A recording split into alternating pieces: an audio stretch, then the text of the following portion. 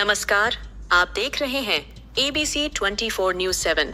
आज हम बात करने जा रहे हैं उस योजना की जिसने भारत के करोड़ों गरीब लोगों का जीवन बदल दिया। जी हाँ, हम बात कर रहे हैं प्रधानमंत्री जन धन योजना PMJDY की। 10 साल पूरे होने के बाद इस योजना के तहत इस योजना के खाते 55 करोड़ से अधिक हो गए हैं। वित्त मंत्री निर्मला सीतारमण ने इस उपलब्धि की जानकारी देते हुए एक नया KYC अपडेट अभियान भी शुरू करने का ऐलान किया है। तो चलिए जानते हैं इस पूरी खबर को विस्तार से।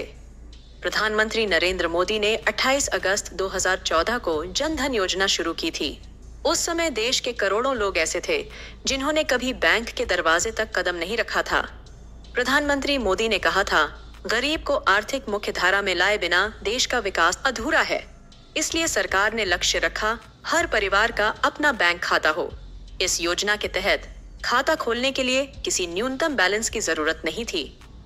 खाते के साथ रुपए डेबिट कार्ड, 2 लाख रुपए तक का दुर्घटना बीमा, 30,000 रुपए का जीवन बीमा और 6 महीने सक्रिय रहने पर 10,000 रुपए तक का ओवरड्राफ्ट इन दिया गया। योजना का उद्देश्य हर व्यक्ति को बैंकिंग सेवा उपलब्ध कराना, सरकारी सब्सिडी सीधे खाते में पहुंचाना, गरीबों को बीमा और पेंशन सुविधा देना, लोगों को बचत की आदत और डिजिटल लेन देन से जोड़ना। अब बात करते हैं इसके 10 साल के सफर की। वित्त मंत्री निर्मला सीतारमण ने बताया कि जन धन योजना के तहत अब तक 55 करोड़ बैंक खाते खोले जा चुके हैं। ये ऐसे लोग हैं जो पहले कभी बैंकिंग प्रणाली से जुड़े नहीं थे। इन खातों में 2.5 लाख करोड़ रुपए से अधिक की राशि जमा है। करीब 56% खाते महिलाओं के नाम पर हैं और 65% खाते ग्रामीण और अर्ध शहरी क्षेत्रों में खोले गए हैं। यानी गांव की महिलाओं से लेकर छोटे शहरों के मजदूर तक अब औपचारिक बैंकिंग का हिस्सा हैं। मार्च 2015 में एक खाते में औसत बैलेंस 1,065 रुपए था, जो अब बढ़कर 4,350 रुपए हो गया है। करीब 80% खाते सक्रिय हैं। इसका मतलब लोग इन खातों का रोजमर्रा में इस्तेमाल कर रहे हैं। वित्त मंत्री निर्मला सीतारमण ने एक और महत्वपूर्ण घोषणा की। उन्होंने कहा, जन धन योजना के 10 साल पूरे होने और इन खातों के लिए KYC अनिवार्य होने के साथ बैंकों को सक्रिय रूप से लोगों तक पहुंच बनानी चाहिए।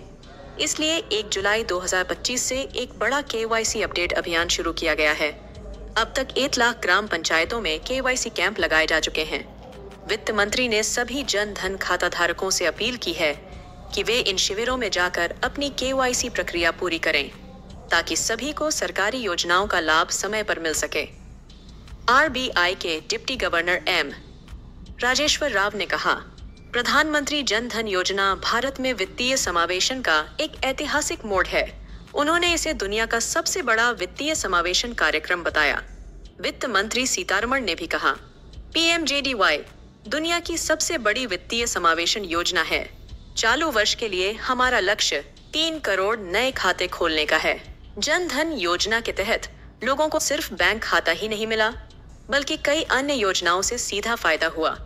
प्रधानमंत्री सुरक्षा बीमा योजना, 2 लाख का दुर्घटना बीमा, प्रधानमंत्री जीवन ज्योति बीमा योजना, 2 लाख का जीवन बीमा, अटल पेंशन योजना, वृद्धावस्था में पेंशन, मनरेगा मजदूरी, उज्ज्वला योजना सब्सिडी और कोविड महामारी के दौरान राहत राशि भी इन्हीं खातों के माध्यम से दी गई।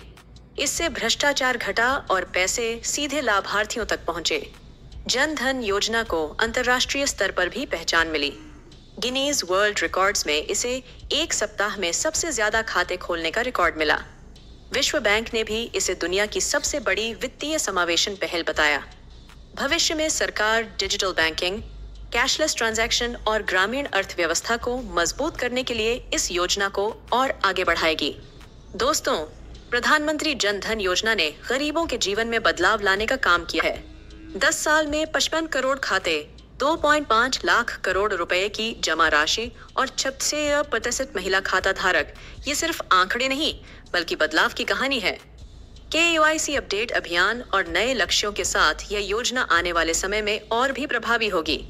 आपका इस योजना पर क्या विचार है? हमें कमेंट सेक्शन में बताएं। वीडियो अच्छा लगा तो लाइक और शेयर जरूर करें और चैनल को सब्सक्राइब करना ना भूलें। धन्यवाद।